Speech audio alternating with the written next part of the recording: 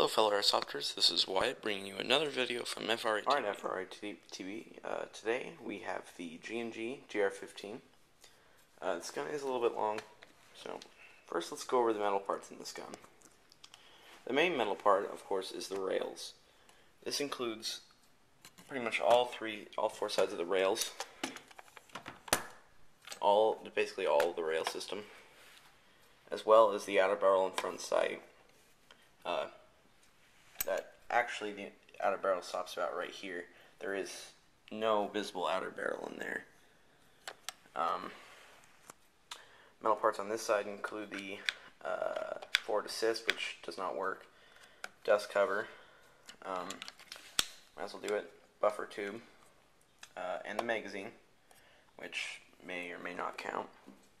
Let's flip it over. Mag release parts are metal. Bolt catch is metal, but it's not functional at all.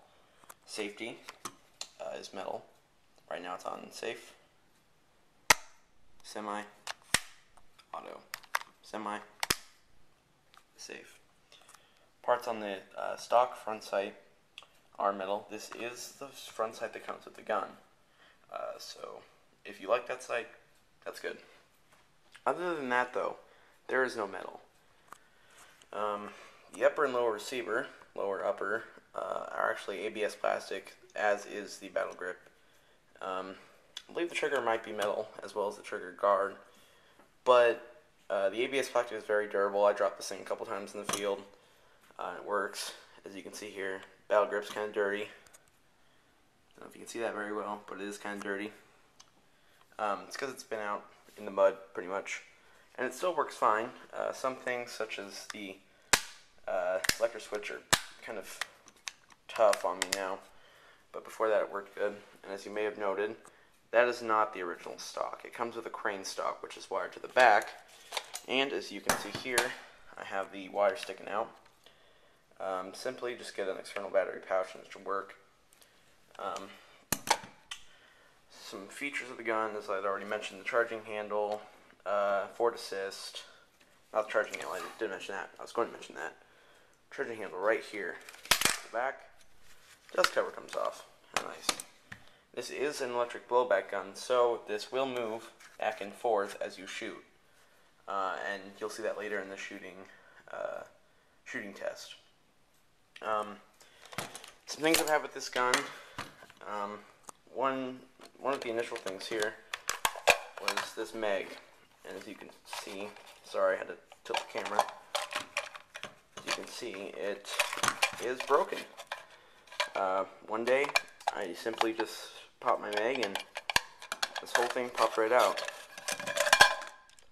So if you want to know what a high cap looks like inside, there you go. It is a 450 round mag and it's metal. So it's a nice mag, it's just, you're going to need some super glue or something to fix that. Let's set that aside for now. Some other things is when it gets dirty, like I said, the fire selector switch does get kind of stiff. From going to safe to semi, you really got to hit it, kind of do it. I mean, you can't see how much force I'm putting in there, but it's enough to make me realize it. The mag well in here got quite dirty. I've cleaned it out a couple times, but it makes it kind of a tight fit.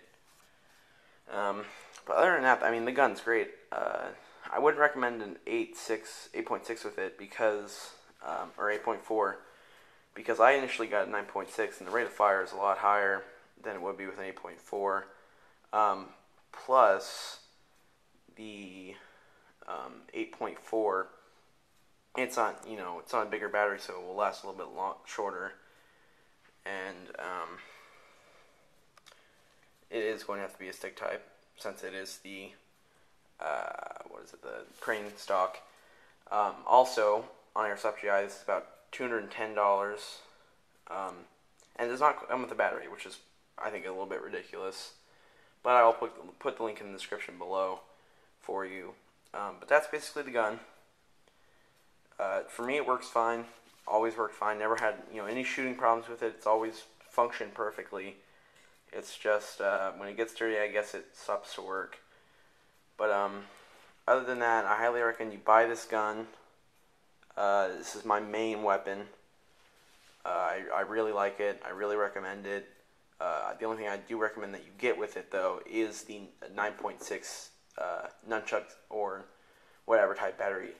Don't get a nunchuck if you're planning on doing what I did and switching out the stock, because that makes just a bigger mess. But get a 9.6. It improves rate of fire. It improves the FPS from what was initially with an 8.4, 330, 315, 330, to this one's now shooting 380 with the 9.6. So I highly recommend you do that. It makes it a better outdoor gun, overall better platform. So let's go do the shooting test. Alright, so we have the camera set up. This is our shooting test. Our target right here is the shovel. My friend here is going to be shooting 5 rounds of semi, and then a burst of auto from how far? 15 yards. So let's start this. Here's 5 rounds on semi.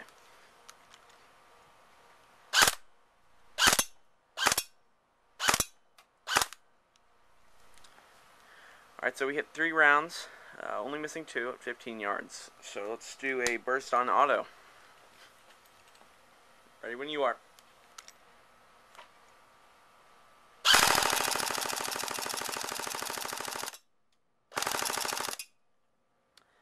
As you can see, it shoots pretty fast, right? I guess as you can hear, it shoots really fast.